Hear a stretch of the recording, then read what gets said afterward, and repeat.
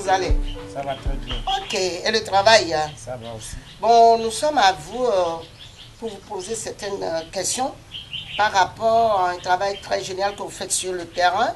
Souffrez qu'on vous gêne un peu. Ça peut aller? Ça peut aller. D'accord. S'il vous plaît, est-ce qu'on peut vous connaître votre nom, votre profession, ce que vous faites dans la vie? Je me nomme Dago Grégoire, soudeur ferrailleur. Je travaille en collaboration avec certains soudeurs. Et mon atelier se trouve à Takpamé, principalement quartier à Bonupotame, en face de Leader Hotel, côté sud, proche de station d'essence Cap. Merci beaucoup. Vous dites que vous travaillez avec certains soudeurs. Vous êtes en association, vous travaillez avec la Chambre des métiers. Je travaille avec l'association Sarosa. Donc vous êtes membre? Je suis membre, premier conseiller de l'association Sarosa, qui a un partenariat avec la Chambre des artisans d'Atapamé. Okay. Donc vous travaillez avec la Chambre des métiers. Okay. À part Sarosa, est-ce que vous êtes encore, vous militez encore dans une association? Oui, l'association Adish. Adish. Et ça veut dire quoi? Adish veut dire Association pour le développement intégral de communautés Woudou qui se trouve à Atapamé. Association pour le développement intégral de la communauté Woudou à Atapamé. Nous avons appris que vous avez initié un bon fourneau, bien un bon réchaud. Tout d'abord, présentez-nous ce réchaud. Ce réchaud, nous l'appelons réchaud, mais c'est à l'œuvre d'un ingénieur allemand qui se nomme Richard, qui est venu m'enseigner comment on peut produire le réchaud. C'est dans le cadre de lutte contre la déforestation. Nous avions appris que vous avez fabriqué un outil très génial qui est bien adapté aux familles togolaises, même voire africaines, pourquoi pas mondiales. Est-ce que vous pouvez nous présenter cet outil, s'il vous plaît? Je peux le présenter et le voici. Ah, c'est le réchaud à pyrolyse. Ah bon? Qui a 3 fonctions. Le réchaud à pyrolyse a 3 fonctions. C'est ça. Pourquoi vous l'appelez pyrolyse, réchaud à pyrolyse? Je le dis à réchaud pyrolyse parce que quand les combustibles qu'on met dedans brûlent, ça dégage une flamme verte sous forme de gaz butane. Verte ou bien bleu. Un peu jaunâtre. Jaunâtre d'abord et après ça devient bleu. C'est ça. Comme la flamme que dégage les gaz butane. Vous l'avez fabriqué vous-même ou bien vous avez eu l'appui technique de quelqu'un? J'ai eu l'appui technique d'un Allemand. Ah bon, son nom, comment il s'appelle? Il s'appelle Richard. C'est un ingénieur? Un ingénieur en fabrication. Ah, ok. Des matériaux. Ah, ok. Vous nous aviez dit que vous avez travaillé aussi avec d'autres. Est-ce que l'association Adish aussi s'est impliquée pour voir ce que vous fabriquez? Bon, pour la première des choses, c'est Adish qui m'a initié vers l'ingénieur allemand. Qui vous a mis en contact avec l'ingénieur allemand. C'est ça. D'accord. Et après, j'ai cherché les camarades soudeurs que nous avons travaillé ensemble avec ce monsieur Richard. C'est là-bas que l'idée nous est venue. On a travaillé, on a fait beaucoup de recherches et les élèves ingénieurs de la France et aussi ont participé à cette formation. Je crois que c'est Ingénieurs sans frontières. Est-ce que vous pouvez nous montrer les différentes parties du réchaud à pyrolyse, n'est-ce pas? Pyrolyse. Oui, il y a 3 fonctions. À 3 fonctions. On veut voir les différentes parties. Bon, premièrement, nous avons la forme du réchaud. Ouais. On peut soulever ici d'abord. Oui, d'accord. Nous avons la forme du réchaud et à l'intérieur, on a encore une chambre. Une chambre de métal. Qui est le moteur même du réchaud. Du réchaud. C'est ça. Et après? Et après, on a la grille là. Ok, donc vous êtes en même temps en train de monter. Si je veux préparer, vous avez dit 3 fonctions. Hein? Oui, ne vous en faites pas. Ok. 3 fonctions. Ça là, c'est la grille sur laquelle fonctionne la combustible. Quel combustible? Bois, charbon, quoi? Les combustibles, nous avons le bois, premièrement le bois. Le deuxième... Le bois peut être n'importe comment, bien sec ou bien sèche. Bien sec. Bien sec, le bois bien sec. Le deuxième, les noix, l'écorce des noix de... La coque de noix. La coque des noix de palme. De palme. Bien sec aussi. Le troisième fonction, c'est le charbon bien sec aussi. La troisième fonction? La troisième fonction, c'est le charbon. Que le même Rochaud là utilise. Okay. Allez-y, si par exemple je dois utiliser le bois ou bien la coque, comment je dois me prendre? Si vous voulez utiliser le bois, premièrement, on met la grille là à l'intérieur du Rochaud. Et après, on cherche, on prend les bois coupés, les bois secs, très solides. On le coupe au moins 10 cm de long. Et puis je remplis jusqu'ici. Non. On remplit. Le bois coupé ne va pas dépasser les trous là. Les trous qui se trouvent à l'intérieur là. Ok. Ça doit être au moins à 2 cm de trous. D'accord. Pourquoi? Parce que pour pouvoir pénétrer l'air. Parce que le fonctionnement de ce Rochaud, c'est l'air. L'air vient du bas, l'air vient du haut. C'est ça. L'air passe par ici. Nous avons 4 trous et un trou principal.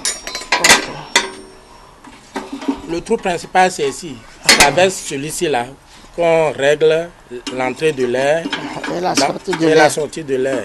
Les autres outils sont des trous de pénétration. De l'oxygène. À l'intérieur du Rochaud. Ok. Maintenant, expliquez-moi comment je fais ça. Bon. Nous sommes sur le fonctionnement du bois d'abord. Donc, quand on fait remplir le bois, on ouvre premièrement. Quand le bois sera allumé, avec un tourteau de palme, ou bien avec des petits papiers pour allumer. D'accord. Donc, quand ça, le bois va commencer à prendre du feu, on remet. Donc ici, doit commencer par prendre du feu d'abord. D'accord. Quand ça prend du feu, on prend le couvercle là. On met ça dans le trou principal. À demi fermé. À demi fermé. Bon, en ce temps-là, pourquoi demi fermé? Pour ne pas faire trop brûler le bois qui se trouve à l'intérieur.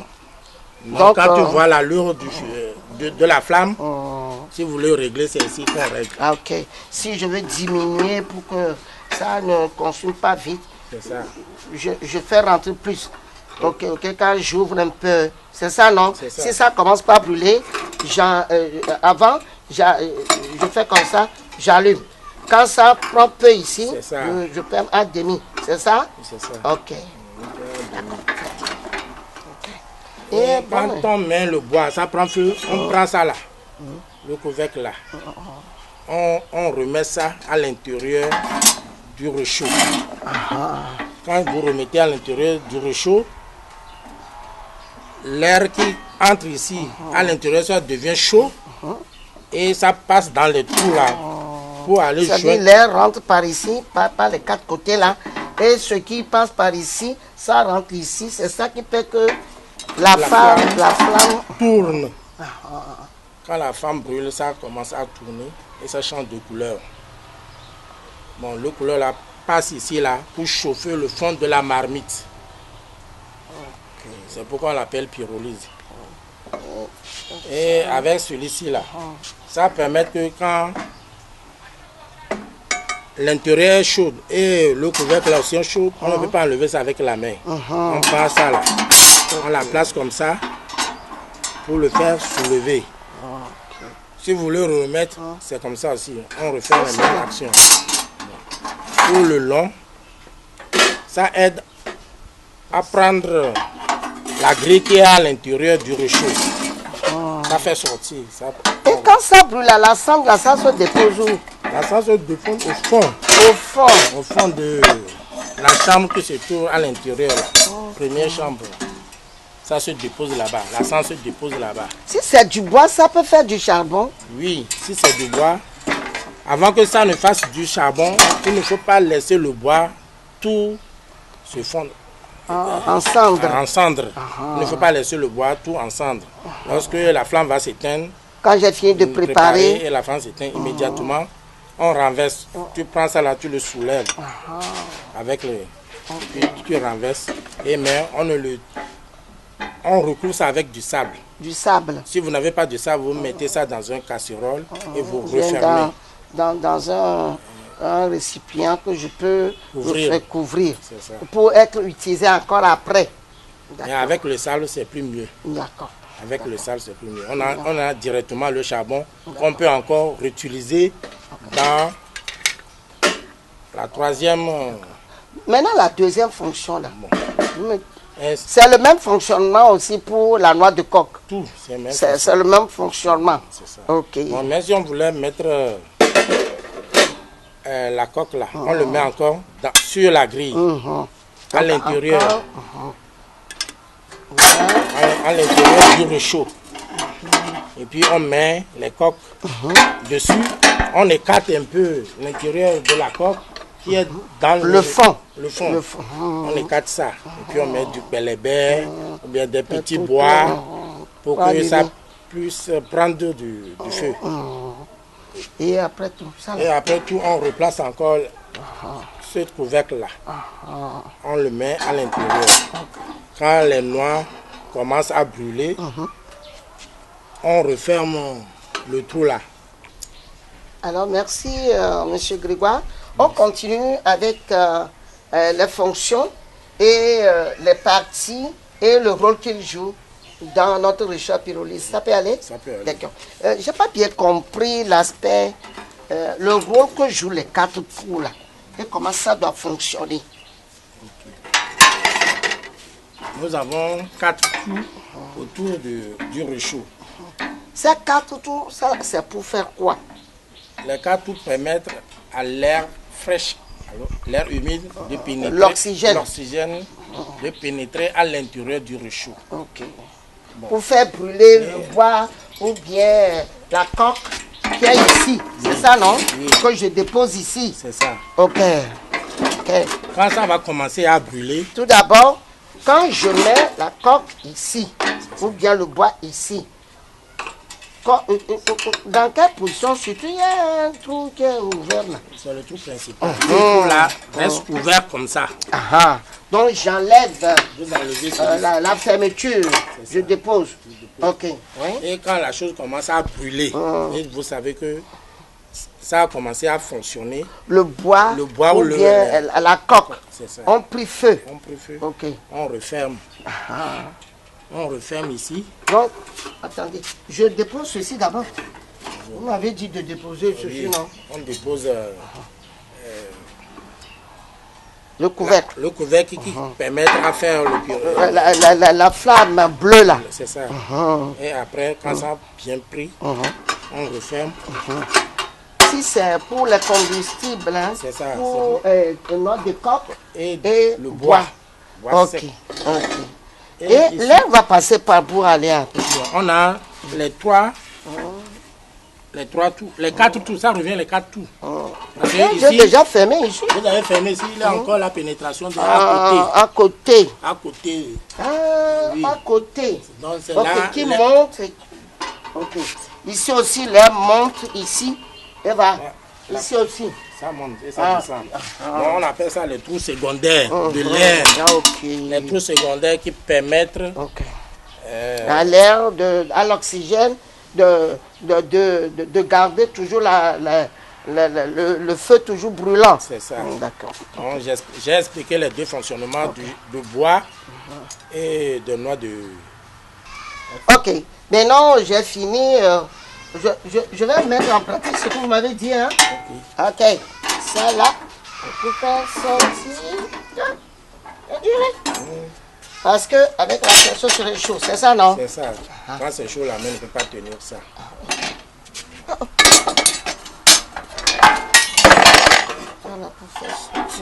La grille qui avait servi pour recueillir Les deux la cendre au niveau du bois, l'utilisation du bois et de la coque de noix de palme. Le bois et les noix de palme doivent être bien séchées, pas humides. D'accord. Bon, pour la troisième fonction, on a 2 boîtes. Ça là, c'est quoi? Ça là, c'est boîte qui conserve la cendre qui sortira. Ok, ça c'est pour recueillir la cendre qui sortira du charbon de bois. Okay, après l'usage. On met ça là, à l'intérieur du réchaud. À l'intérieur du réchaud. Vous allez mettre ça comme ça. On a autour de lui des trous qui permettent à l'air de venir en haut. Oui. Et puis on retrouve. Maintenant on prend la boîte à charbon même. C'est dans ça là que nous allons mettre. Oui, on la place dedans? Non, non. On peut le mettre à l'extérieur comme ça. On met le charbon dedans. Pourquoi vous mettez ça à l'extérieur? Je peux mettre ça dedans. Si on le fait ici aussi. Bon, les deux fonctions là peuvent se passer. D'accord. Donc, comme nous sommes en train de l'expliquer, il faut démontrer ça. Donc on met ça. Donc le charbon qu'on doit mettre dedans ne va pas dépasser les trous là. Les petits trous là. Les petits trous qui se trouvent à l'intérieur. Le charbon même humide, c'est bon? Non, non. Le charbon doit être bien sec. Et bon charbon. Maintenant on n'a plus de bois. Hein. Oh, la déforestation a tout détruit. Donc le charbon, c'est charbon. Donc, après avoir mis le charbon dans la boîte, on replace ça à l'intérieur. C'est pas fini. Hein. Ça n'arrive pas au trou là.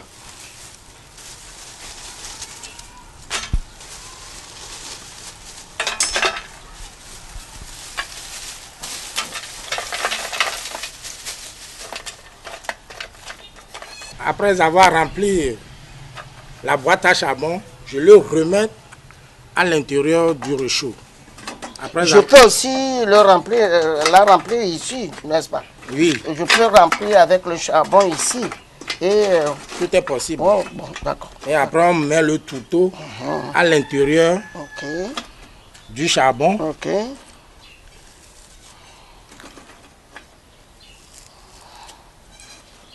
Et on allume. On allume. Ok.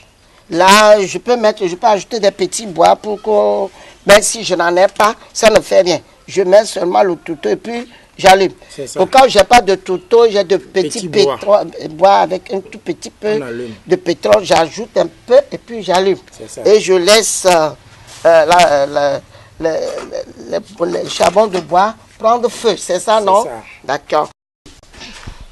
Ok, tout ce que vous venez de nous démontrer, c'est vraiment génial. C'est dans quel cadre? C'est dans le projet Elagnon. Elagnon. Ce projet est exécuté par qui? Le projet est exécuté par l'association Adish. Association Adish. Ok. Et les avantages, pourquoi ils ont fait ça? Quels sont les avantages en fabriquant ces réchauds? Ces réchauds, nous avons beaucoup d'avantages que je peux énumérer certains. Déjà, ça nous aide à protéger l'environnement. Ça nous donne de la santé pour les femmes. Ça protège les femmes, la santé. Ok, ça... Comment ça protège. Pourquoi je dis que ça protège la femme? C'est que quand tous les combustibles qu'on mettra dedans, ça va dégager du CO2. Donc ça là, ici là, ça réduit... gaz toxique quoi? Ça réduit l'effet du gaz. C'est pourquoi je dis que ça nous donne la... Donc comme c'est dedans, la femme n'est plus en contact direct avec le CO2. C'est ça. Ok, donc ça protège sa santé. Et puis c'est fini? Non, ça brûle aussi rapidement. Ça brûle, ça prend feu, ok, rapidement. Et en matière d'argent, le sable que vous avez mis dedans là, ça fait combien? Ça fait 50 francs. 50 francs. Avec 50 francs, on peut commencer à préparer. Merci beaucoup. Est-ce que vous avez donné un nom type à ce Richard Piroli? On l'appelle Gradiche. Gradiche, c'est-à-dire? Parce que j'ai là, c'est Grégoire, le fabricant togolais. Le fabricant togolais. Et Richard, le fabricant allemand. L'inventeur, l'ingénieur allemand. Et dans l'association, c'est Adish. C'est Adish qui a piloté. Je remercie Adish et les partenaires LHL qui nous a aidés à la fabrication de ce ruchou. Et j'invite toute l'association Adish et toute la population togolaise de venir acheter ce ruchou. Je demande à notre État togolais de nous aider dans la fabrication de ce ruchou. Ah bon? Car les choses nous sont chères, les fers coûtent cher. Tout est en fer. Tout est en fer et ça coûte cher aussi. Pour que la population puisse acheter, nous souhaitons l'intégration des autres associations étrangères de nous aider. Même les partenaires, les ambassades? Oui, qui nous aident puisque tout le monde est sur le jour. Même la pauvre femme au niveau du village, oui, pour qu'elle puisse l'acheter, l'utiliser. C'est ça. Merci. Ok. Vos contacts, s'il vous plaît. Mon contact, c'est 91 70 87 76. Okay. Et vous êtes à Atapamé? Je suis à Tapamé. Quel quartier? Quartier à Gbonupotame. À Gbonupotame. Oui. Oui. Merci beaucoup. Monsieur Grégoire, à la prochaine alors. Merci beaucoup. Du courage beaucoup, nous sommes très ravis. Nous sommes très contents qu'en tant que Togolais, en tant qu'artisan, vous êtes arrivés à démontrer votre ingéniosité pour nous aider à être en bonne santé, à protéger l'environnement et à éviter beaucoup de gaspillage au niveau des combustibles. Alors que Adish aille de l'avant. Merci, transmettez nos salutations, nos félicitations aussi aux partenaires LHL et puis aux ingénieurs sans frontières. Merci. À la prochaine. À la prochaine. Oui. Moi, je m'appelle Madame Akogo Yawa Enyonama, animatrice de projet au niveau de l'association Adish. Je suis animatrice dans le cadre du projet Elagnon qui lutte dans 6 domaines. Le reboisement, l'agroforesterie, le compostage, le soutien aux femmes démunies pour soutenir leur activité génératrice de revenus, les lampes solaires et puis la réduction des gaz du CO2, surtout le RED+. Donc je suis aussi femme RED+. Ensemble, protégeons notre environnement pour notre santé. Merci beaucoup. À la prochaine. J'envoie un grand coucou à notre ambassadrice, Madame Chantal Clequer, et tous ceux qui nous ont aidés de près ou de loin, les autorités de la ville d'Atapamé, surtout le chef canton de Goudou, le préfet de Logou, le maire, et toute autre personne, les députés, toute autre personne, les bonnes volontés, qui ont donné leur appui, leur conseil pour qu'on arrive à ce prototype. Merci beaucoup. À la prochaine.